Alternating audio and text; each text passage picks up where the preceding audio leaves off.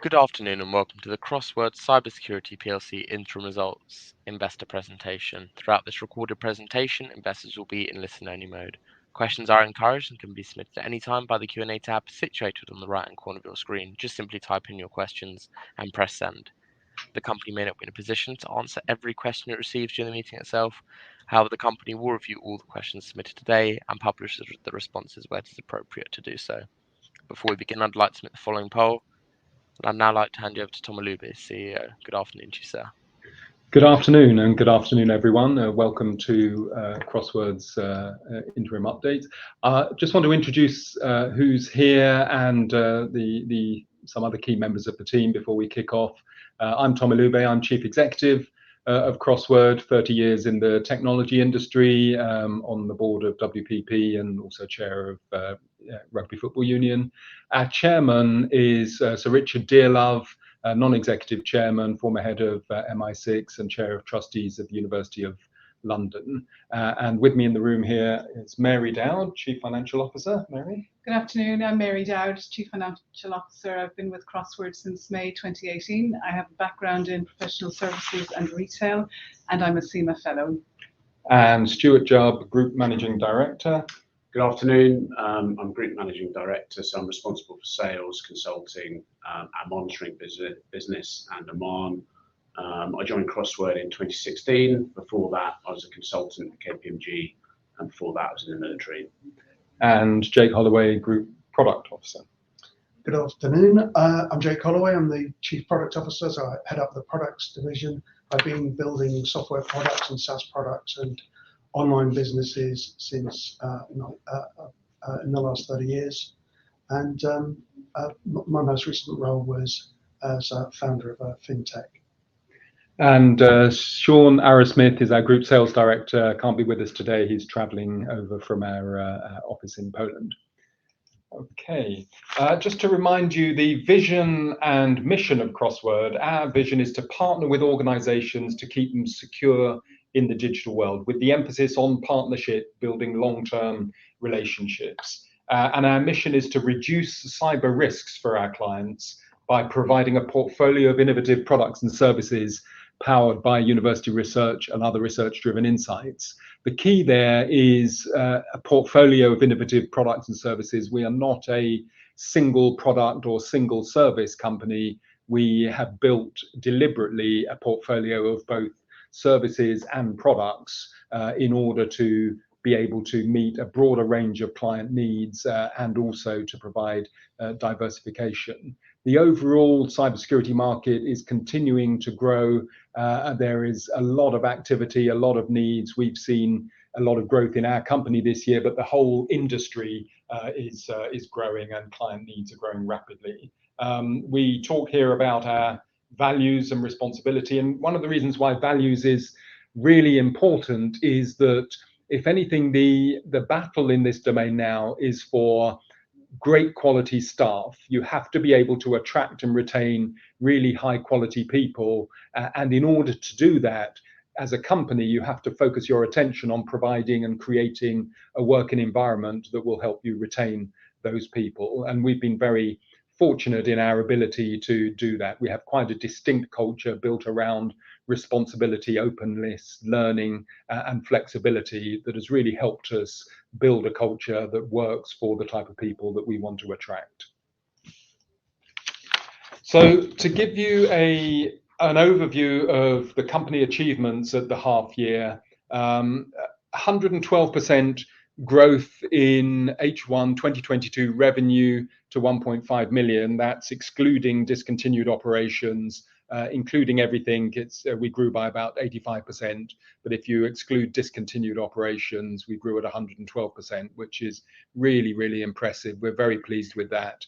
53% growth in organic revenue, 48% growth in annual recurring revenue to 1.97 million. Recurring revenue is really important to us, both on the product side and also, as you'll hear from Stuart, on the consulting and services side as well. We're building up multiple recurring revenue streams, and that's the shape of company that we're building here. Since May 21, we've successfully integrated 3 acquisitions that we've done. In the period, we acquired Threat Status that brought in new products, Trillion and Arc, that Jake will talk about. And over the last year or so, we've integrated all 3 of those acquisitions, proving that we've got that acquisition muscle. And as we look forward, we'll be looking for opportunities to do acquisitions that enhance and grow the company alongside our very considerable organic growth, because we want to get to scale quickly. We have 5 cybersecurity products in the portfolio ahead of schedule. We're now looking at where we can optimize those products, maybe bring a couple of them together, but we've brought together these 5 products. Gross margin is improving on the consulting side, as you'll hear from Stuart when he talks about consulting. And we've been working with one of our partners, IASME, to deliver their maritime security certificate using Riken, our platform that Jake will talk about in a bit more detail.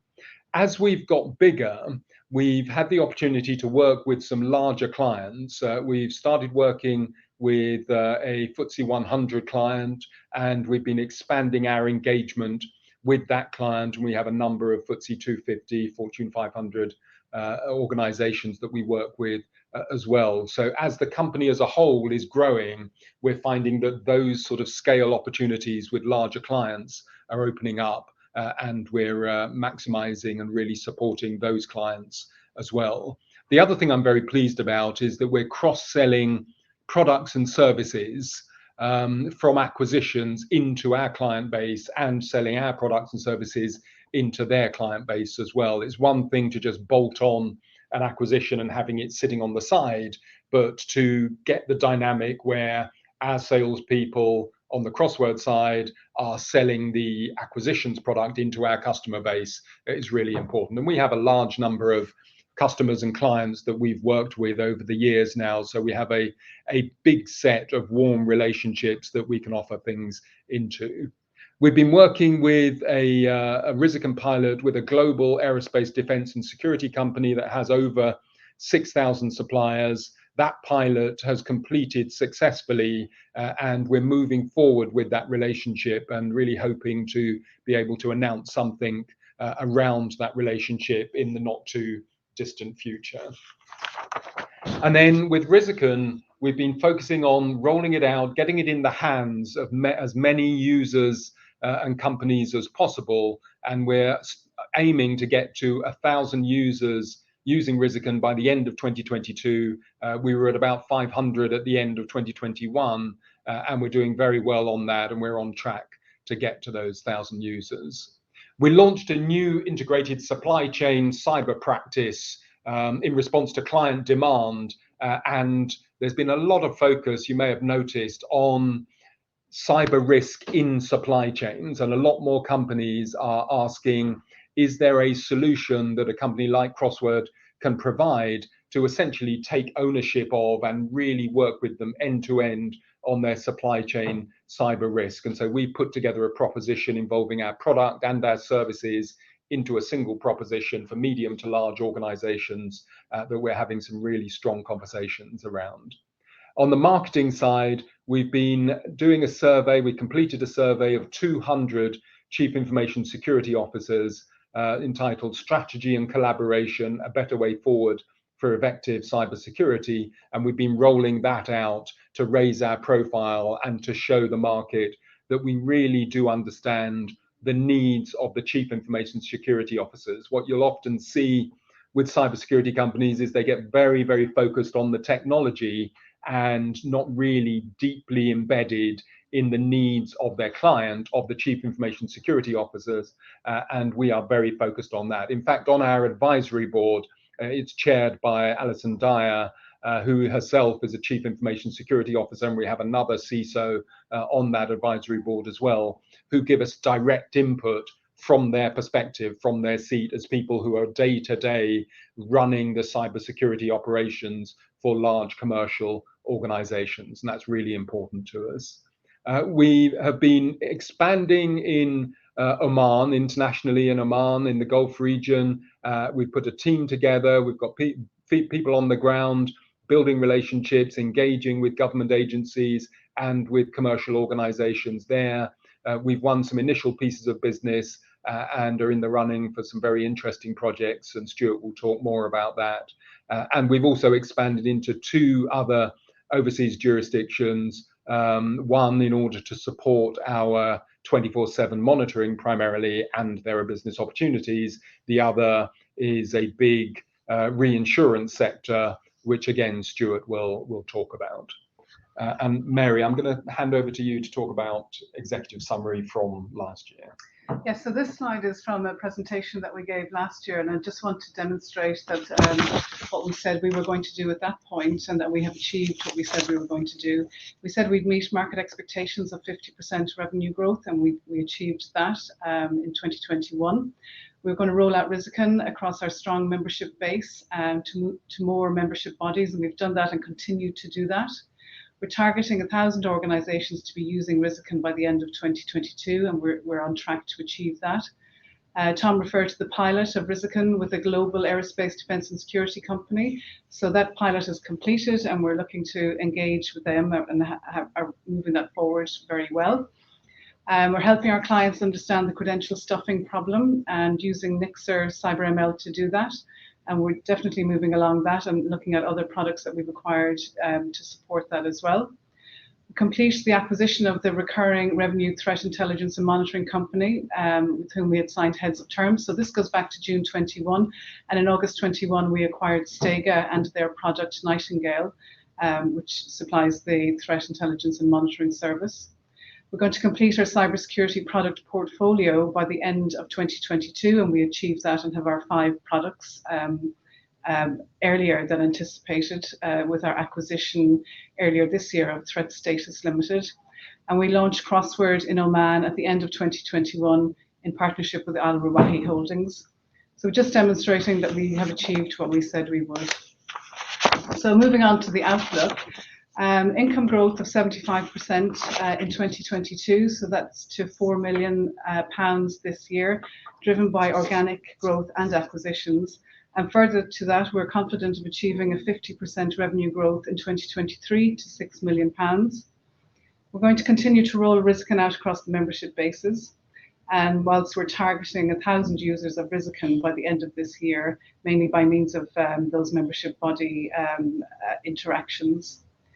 Our full range of cybersecurity products and services will be used to help companies in the Gulf region from our base in Oman. We were mentioned we'd set up a company at the end of 2021 with the Al Rawahi family. We're going to continue taking Identiproof to market and continue to product development. With the acquisition of ARC, we're going to merge ARC and Nixer into a single enhanced product. ARC was one of the products that we acquired through the acquisition of Threat Status Limited in March this year. And ARC and Nixer both deal with the credential stuffing issue experienced by consumer organizations. We're going to continue to focus on the optimization of cross-sell opportunities, which is continuing to yield improved results. Continue with our focus on our acquisition strategy to rapidly scale up and make some strategic acquisitions. Our acquisition strategy is centered around revenue enhancing acquisitions of quality companies that increase our access to larger addressable markets and leverage our reputation in the market. And with these target companies, we will continue to progress that. Growing a team in Singapore as part of the continued investment in Nightingale. So Nightingale is our security operating centre. And our investment in Singapore is to enable Nightingale to attract larger clients so they can deliver 24/7 service. And some of those larger clients are coming from our cross-selling initiatives through our consulting division. I'm going to hand over to Jake now to discuss products and then Stuart's services. Thank you, Mary. To give you a very quick overview of the product and service portfolio, we have Riken, aimed at third-party assurance and supply chain cyber, which originated from some research from the City University of London a few years ago. Trillion is one of our most recently acquired products that is aimed at the problem of breached account mining, data mining. So typically leaked credentials, usernames and passwords. Arc and Nixa, as Mary explained, are being combined into a single product under the Arc brand name. And this is all about protecting the users of e-commerce platforms and websites from accidentally reusing credentials, usernames, passwords that have been previously leaked. Identiproof is our verifiable credentials platform. I'll explain that a bit more later. And then we have a range of consulting services and our Nightingale managed service, a security monitoring service, which Stuart's going to touch on later. These products, you might ask yourself, how do they fit together in terms of the overall cybersecurity picture? And what we're showing you now is a very simple model of the NIST cybersecurity framework. NIST is the American National Institute of Science and Technology standards. And this is their model for how cybersecurity is structured: identify, protect, detect, respond, and recover. And what we've done is mapped our software and SaaS products, our managed services and our consulting services against the different phases of that. So you can see that we have a very strong set around identify, and typically in the area of strategy and governance and risk management. Identiproof is based around protecting information and protecting identities. And then the Arc, Nixa, Trillion, and Nightingale services generally fall into the area of threat intelligence and detection and response. That the services map against those as well. So looking at the overall market requirements and the problems that we address, as Tom said in his opening remarks, the problem domain of cybersecurity is growing, as we all see in our everyday lives. The number of attacks, the consequences of those attacks, and indeed the amount of money being spent to protect organisations against them. We've got a range of very interesting statistics here. Obviously, UK remains a very large and mature cybersecurity market in Europe, and has grown 14% into 2021 and continues to do so. And the UK is a real success story in terms of cybersecurity industry, with the biggest exporter of cybersecurity services, which is worth over £4 billion to the UK economy. And that is very strongly growing with a very large number of startups and scale-ups in the UK. The general cybersecurity ecosystem in the UK is particularly strong. There's a huge growth and continued growth in the reporting of cybersecurity attacks. 4 in 10 of businesses have reported cybersecurity breaches where they've actually physically lost data. And many organisations being attacked more than once. Indeed, there are lots of organisations who have particularly good understanding of their attack position, realise that they're being attacked very regularly, and 31% of businesses estimate they're attacked at least once a week, which is extraordinary. The growth in budgets is very strong, and with a quarter of organisations planning to increase their spend by more than 10%, and that backs up the data on the growth of the market in general. One of the very interesting areas that we're becoming increasingly well known for and strong in is third-party cyber or supply chain cyber. Lots and lots of organisations are attacked via their third-party organisations, via their suppliers, and indeed it's become one of the most critical threat areas for cybersecurity. And the growth has been from 44% to 61% in the last few years. So the successful breaches are now very often targeted through suppliers and connected services, your software as a service platform, your CRM platform, your financial management system, etc. Because as we all move to everything as a service, well, we're dependent on those services for our security. And indeed, a very good example of a third-party attack is the SolarWinds attack, where a large number of American, mostly companies, some British, were attacked via their SolarWinds platform. And that also gives us the statistic that the cost of cleaning up a breach can be absolutely enormous. with the estimate, the long-term estimate being around about $4 million for a serious data breach. So talking a little bit about risk and assurance, this is our supply chain cyber, our third-party assurance tech, and this is a diagram of the general architecture of the product. If you look at the bottom, it is a portal which you give access to your suppliers, and they complete things like intelligent questionnaires. They can attach documents, evidence, and these roll up to create risk scorecards.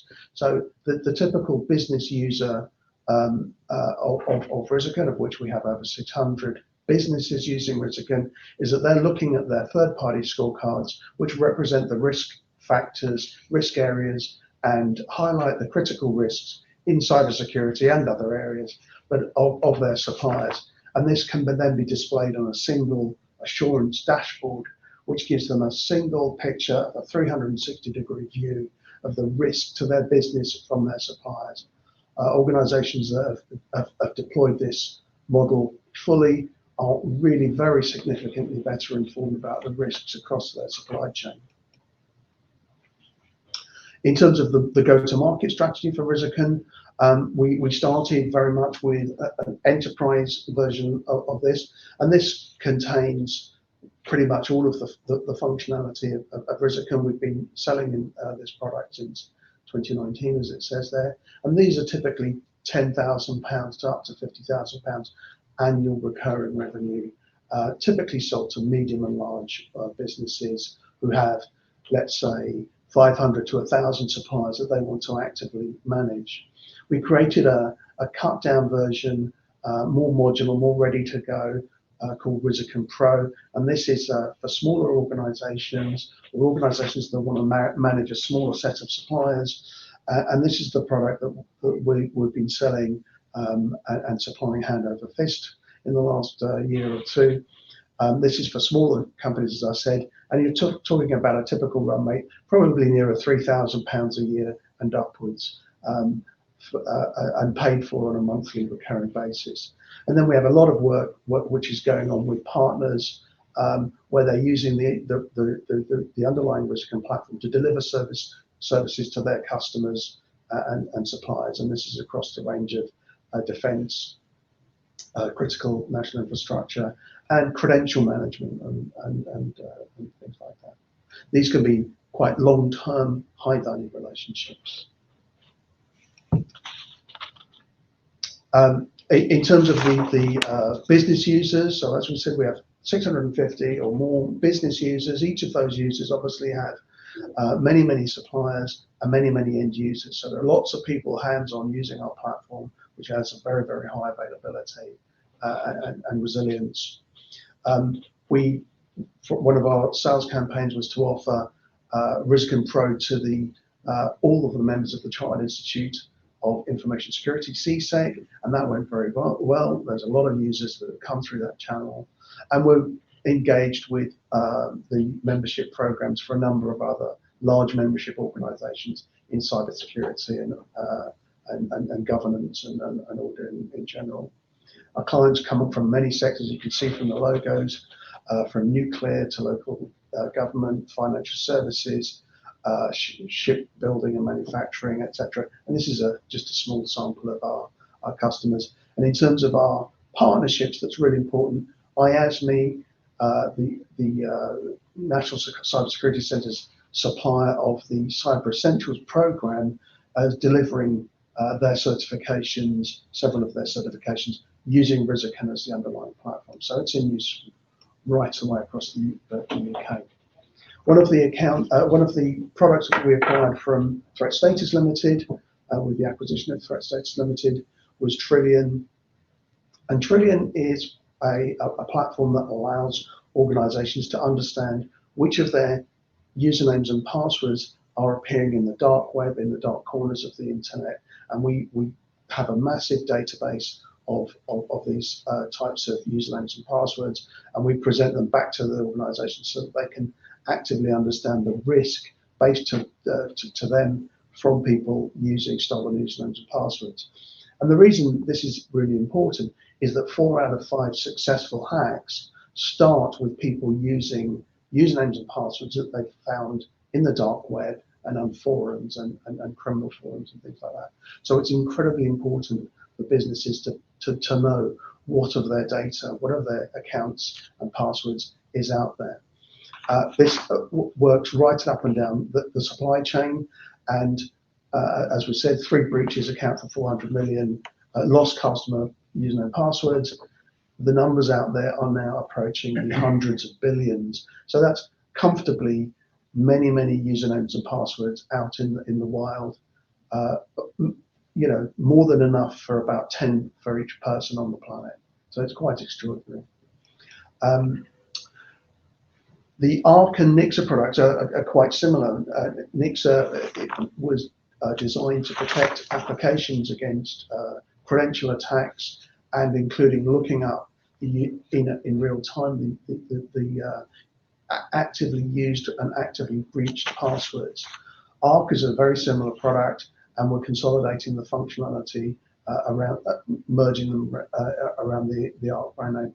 And ARC is really a real-time protection system that you integrate into your website or your e-commerce system, so that if a user starts to use a password that they've previously used and has been previously breached, then this and therefore is out there and known to criminals, then they're actively steered away from it, and the application can be configured to suggest that they use another password, use you know, that hasn't been breached and doesn't appear in these forms.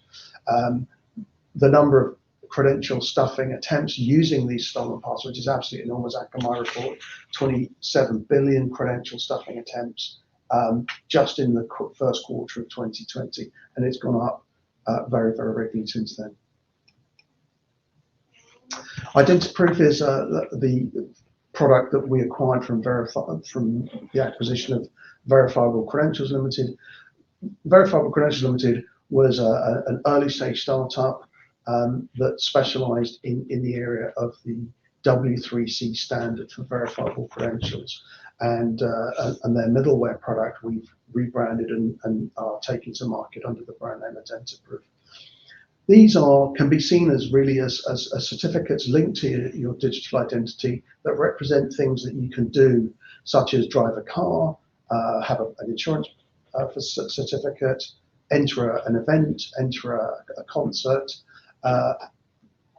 represent a credential such as a degree or a qualification in plumbing, that sort of thing. And the world is moving from physical to digital certificates and credentials, but they need to be verified in order to prevent fraud, and verified with the issuer of that credential in real time, because otherwise there are so many ways in which credentials can be stolen, replicated and misused. So W3C, the organization that orders HTML, XML and these other important web standards, has produced a standard for how to go about doing this.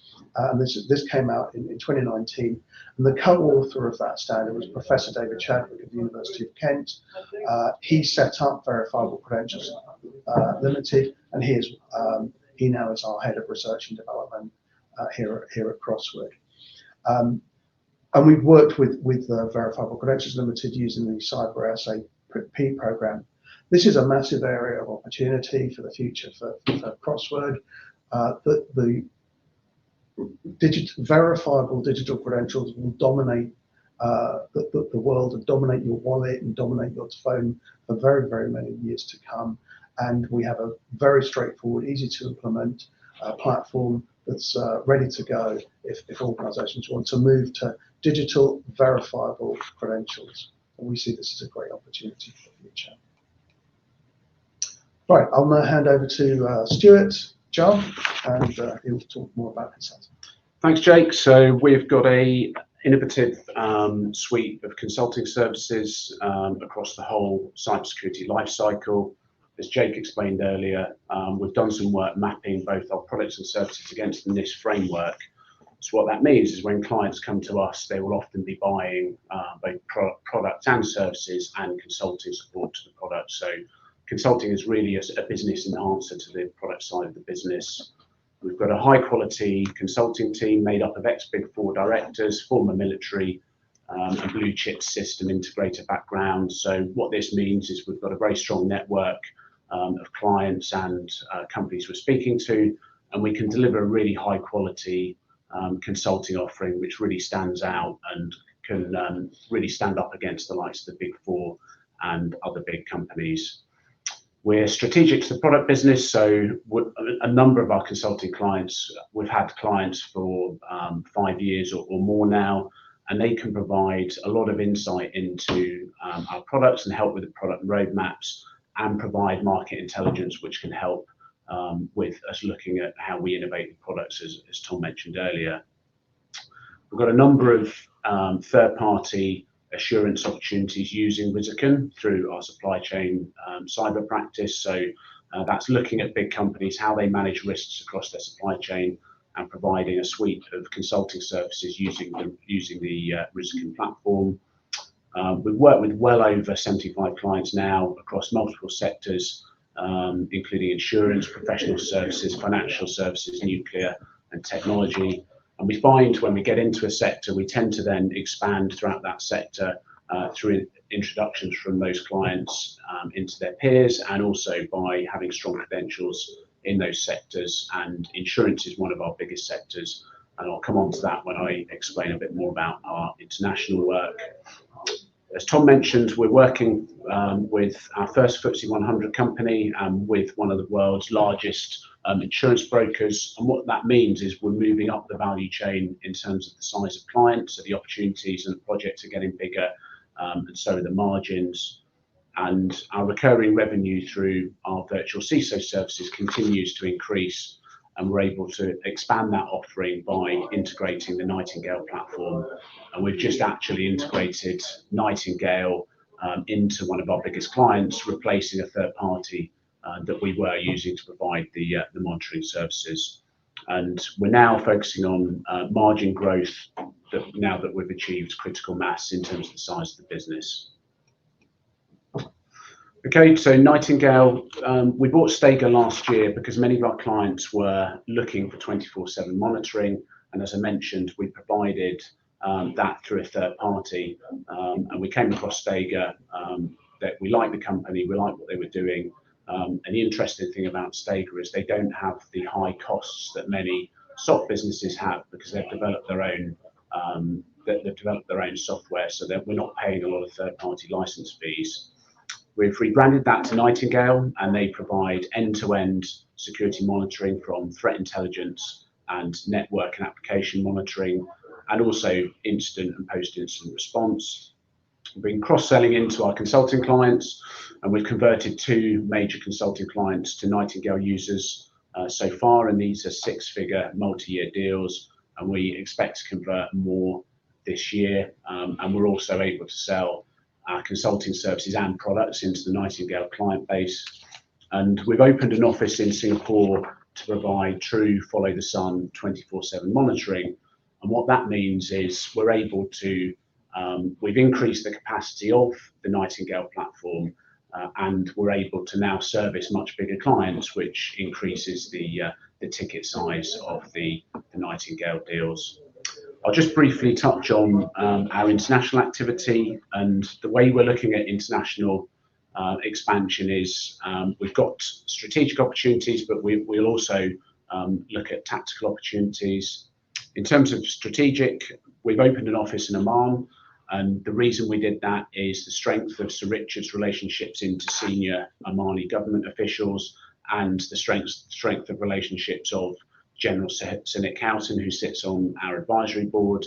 So we're able to go in at a very high level and have conversations with senior Omani ministers and companies. The office has been established now, and we've been closing our first few pieces of business. We're in discussions with one of the main managed service providers in the country to provide all our products and services to the 600 Omani companies that they work with. And we're also in discussions with a major government entity on a transformational project, which would see us expand quite rapidly. We're not just looking at Oman in itself, we're looking at the wider Gulf, and we're starting early conversations with wider GCC countries.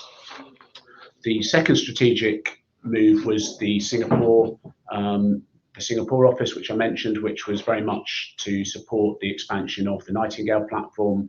But we also have a good number of relationships in Singapore, so we'll likely explore business opportunities out there. And one of our directors is due to fly out to start to have a look at that market.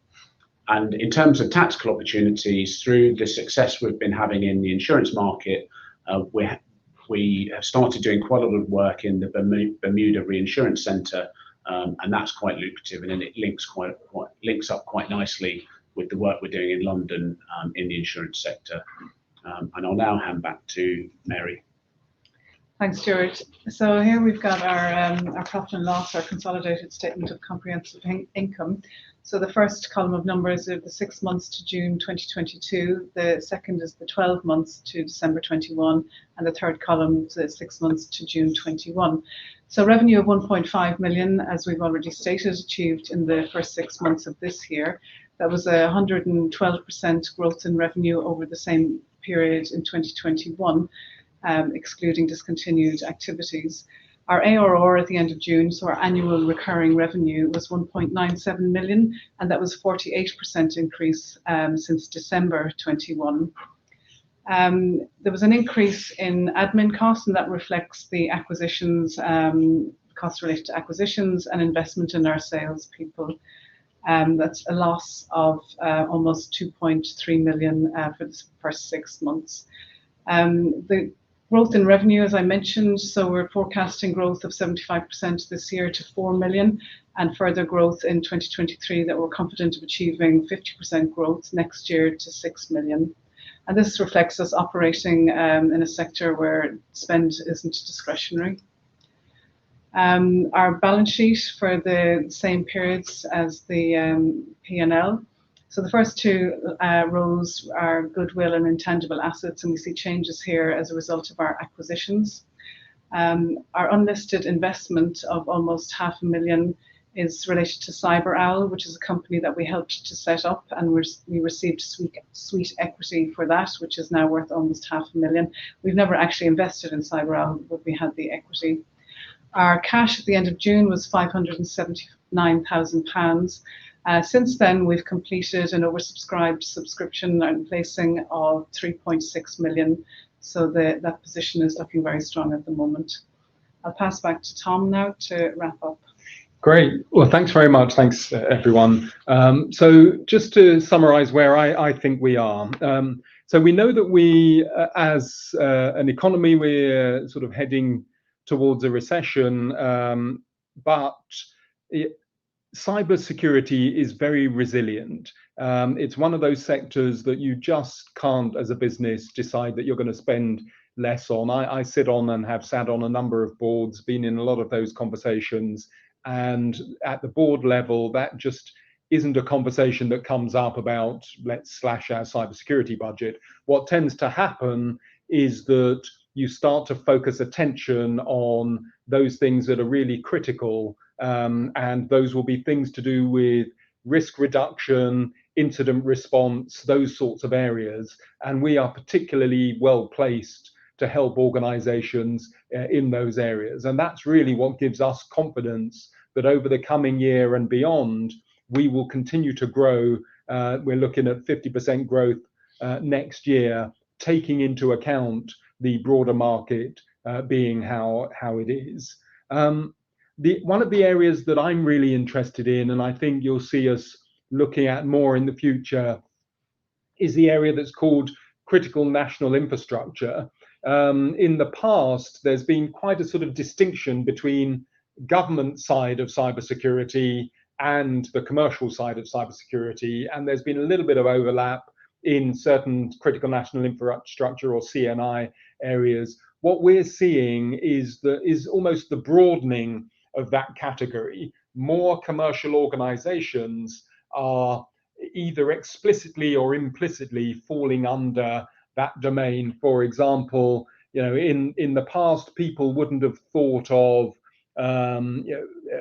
sort of retail companies as necessarily being critical national infrastructure, but now people are realizing that if the supply chains of retail companies get hit and you can't get things delivered, then that can have an impact nationally. So what you're seeing is the demands on those companies that fall either explicitly or implicitly into that domain. The cybersecurity demands are increasing, the spend is increasing, and the standards that they need to get to are increasing, and in some cases looking a lot more like what you would see in some of the critical areas of government. And we are well placed to take advantage of that, and we'll be keeping a careful eye on that.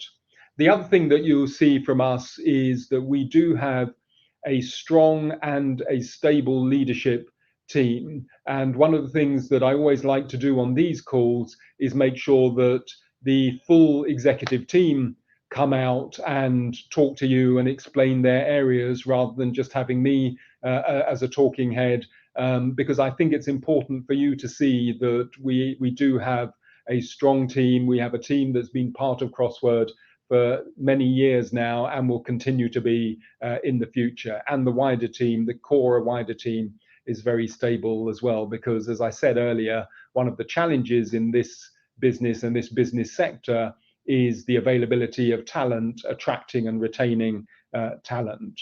And then finally, I would say that we are very ambitious for the future. We are at the stage now as a company. We've done a lot of the R&D.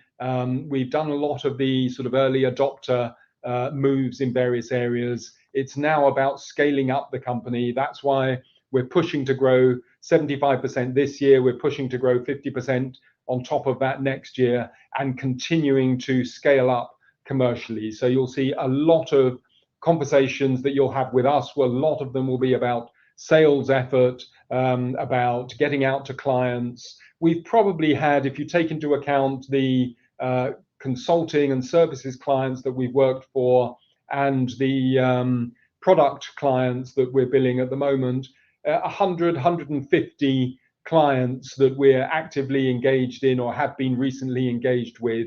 And that is a great franchise, a great set of relationships to keep offering our products and services into, because it's always easier to offer your products and services to people that know you already and trust you. And a lot of what goes on in the cybersecurity market is those long-term relationships. So we're continuing to grow.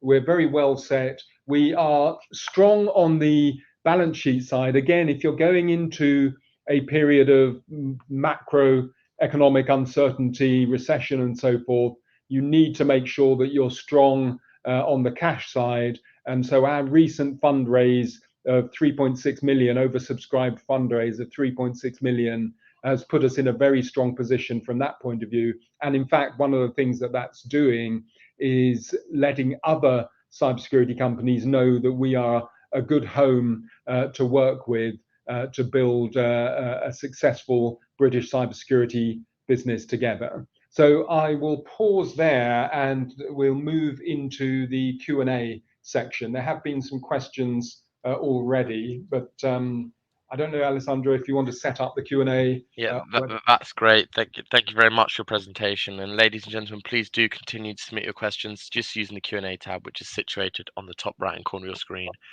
But just while the company take a few moments to review those questions submitted today, I'd like to remind you that a recording of this presentation, along with a copy of the slides and the published Q&A, can be accessed via your investor dashboard. As you can see, we received a number of questions throughout today's presentation. And can I just ask you to read out those questions and give responses where it's appropriate to do so, and then I'll pick up from you at the end. Great. Okay, so I'll do that, and I'll either take them myself or pass to the team as appropriate. So the first question is, how are you finding the integration of acquisitions, both operationally or culturally? I would say culturally, through due diligence, we're really careful when we're going through due diligence. We're not just looking at the product or service that target provides, or the clients that they have. We do all of that, but we spend a lot of time on culturally, is this company going to be a fit for who we are? Because as I said right at the beginning, we have quite a strong and distinct culture. It's flexible, it's open, it's about people being responsible, it's about having a learning culture. And so we need to see that mirrored in the organization that we're acquiring. So what we find is, because we do the filtering at that stage really early on, are these a group of people that we could work with that will fit with our culture?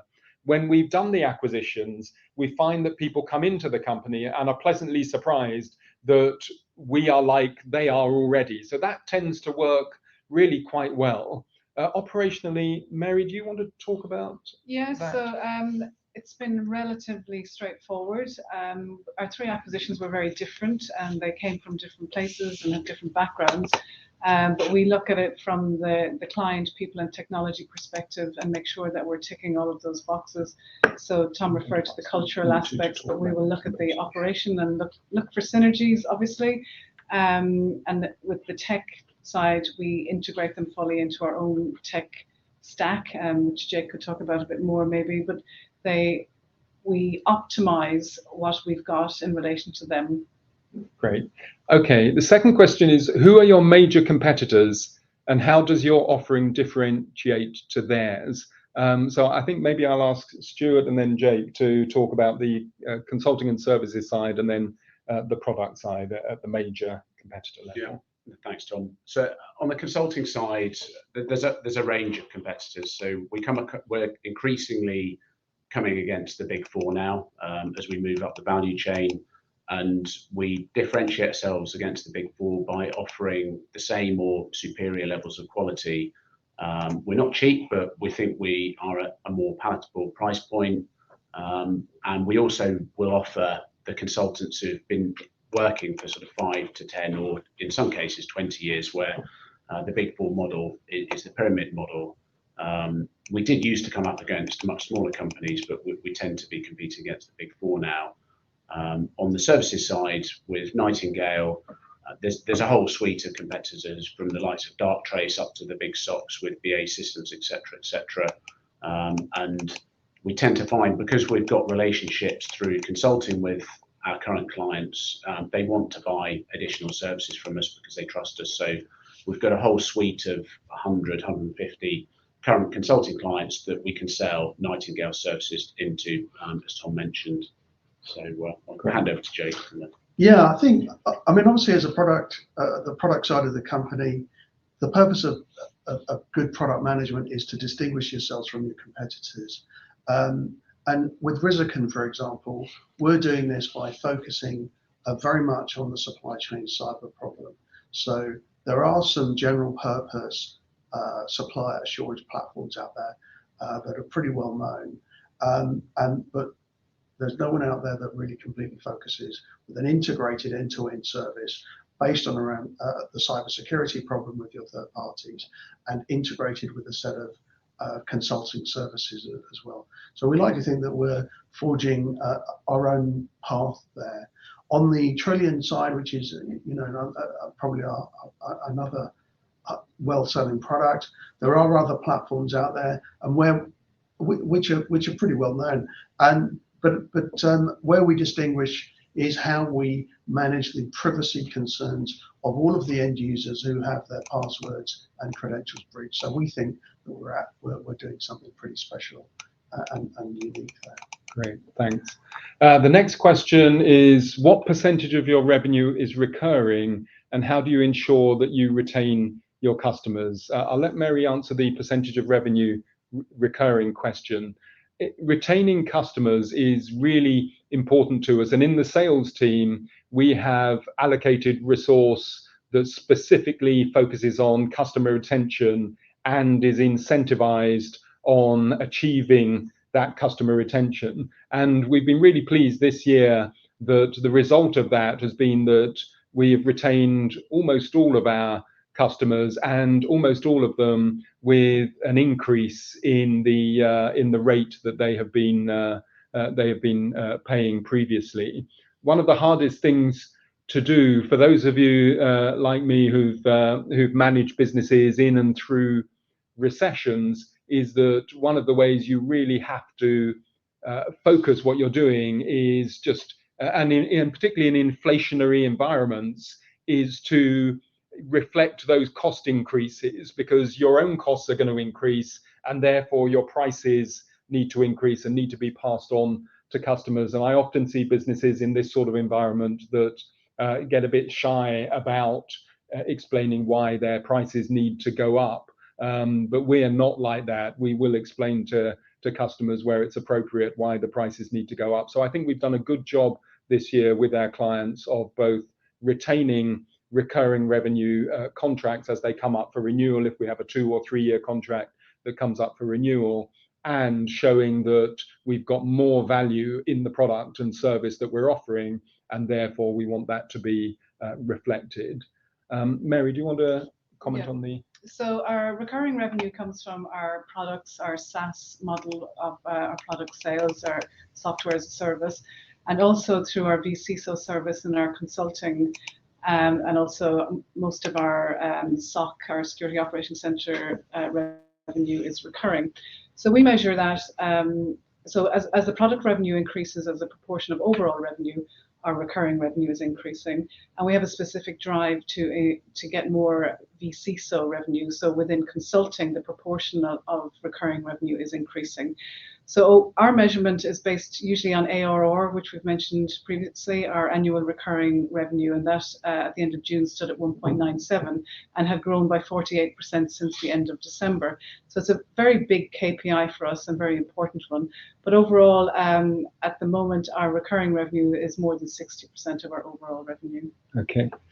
Thank you. And then the next question is, what level of turnover will be required to achieve break even? When do you expect this will be achieved? How dependent is that time frame on future acquisitions?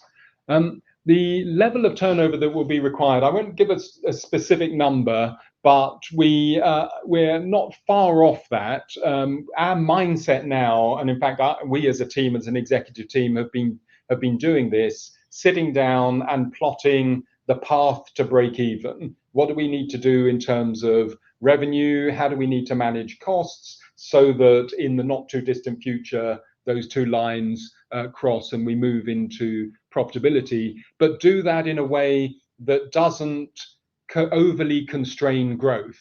And those are the judgments that we're trying to make. We know that we want to get to a certain critical mass. I mean, to some extent, you can have a £4 million turnover company that's profitable. You can have a £20 million company that's loss making. It partly depends what you're trying to do. So at any point you can say, right, let's start slashing the costs out, pulling back on the growth, and let's move the company into profitability. But you don't want to do that until you get to a certain scale. And I don't think we're quite at the scale yet that we need to get to, but our plan is over the not too distant period to move to that point and to have a path that gets us there organically. So the second part of that question, even though we are very interested in potential strategic acquisitions to help build scale, we are not dependent on finding any acquisitions in order to get to break even. We know that we have a path to break even organically in the not too distant future, and we want to get there while still growing the business 75% this year, 50% next year, and not dissimilar number beyond that, and manage our way to break even whilst growing the company like that. And then on top of that, adding on some strategic acquisitions if we find the right things to add. And then the last question at the moment, unless anyone wants to add to them, is, was there anything that did not go to plan in the past 6 months? That's a really good question. I was just reflecting on that as I saw it there and kind of looking back over the last 6 months. I don't think there was any major thing that we sort of feel didn't go to plan, unless one of my colleagues jumps in and said, well, well, that was a disaster. I think there would have been clients, opportunities that we were bidding for where we would have thought we really want to get that, because if we get that, it propels us forward in one of our areas, and then we didn't get it. So it wasn't so much, I mean, we're quite cautious in our planning, something like that. We will have we've got our pipeline and we'll have this potentially big opportunity in there, but we'll put a small percentage against it. So on the one hand, it is in our plan, but it's weighted at a very low level. But there would have been a few things that I'd look at over the last 6 months and think, wouldn't it have been great if we'd managed to close that deal?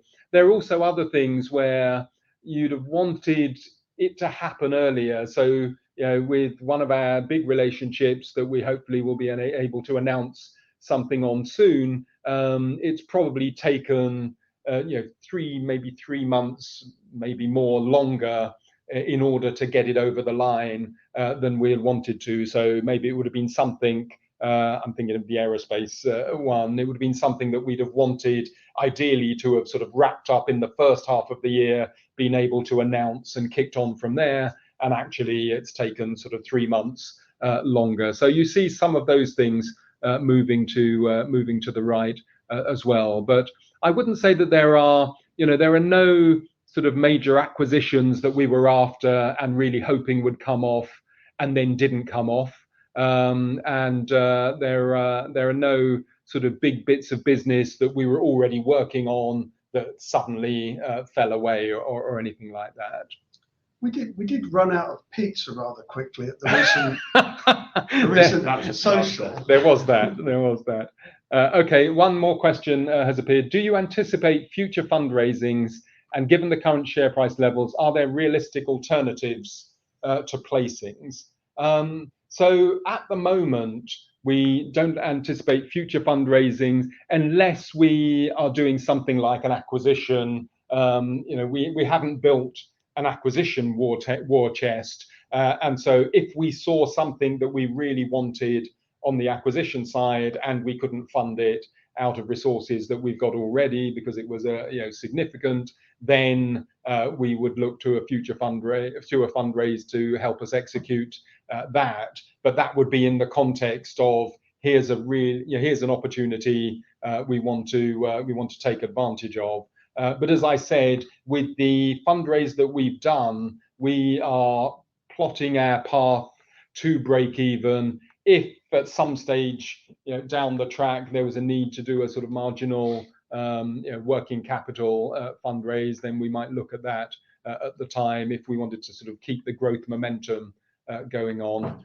I think there are some alternatives to placings. We have some convertible loans in the business at the moment that people have been happy to support us with.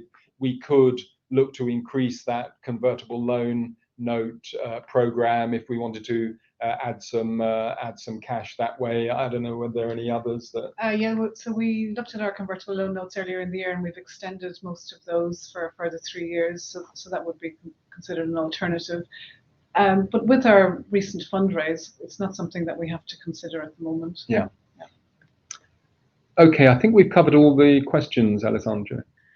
Yeah, I think you've addressed all those questions from investors, and of course the company will review all those questions submitted today and will publish those responses on the Investor Meet Company platform. But just before redirecting investors to provide you with their feedback, which I know is particularly important to the company, Tom, could I just ask you for a few closing remarks? Yes, I would say that as a company, we feel very well set. We are ambitious. We definitely want to get to scale. We think we need to push harder this year, next year, to get us up to the scale that we want to get to. But the cybersecurity market is a very strong market. It's very resilient in the face of broader recessionary headwinds.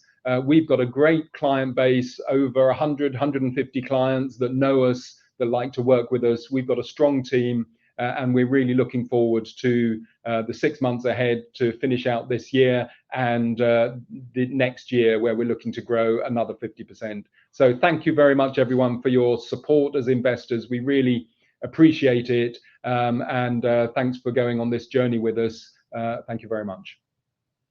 Tom, Mary, Stuart and Jake, could I just thank you all for updating investors today. Could I please ask investors not to close this session, as you'll now be automatically redirected to provide your feedback in order that the management team can better understand your views and expectations. This will only take a few moments to complete, but I'm sure will be greatly valued by the company. On behalf of the management team of CrossWord CyberSecurity PLC, we'd like to thank you for attending today's presentation, and good afternoon to you all.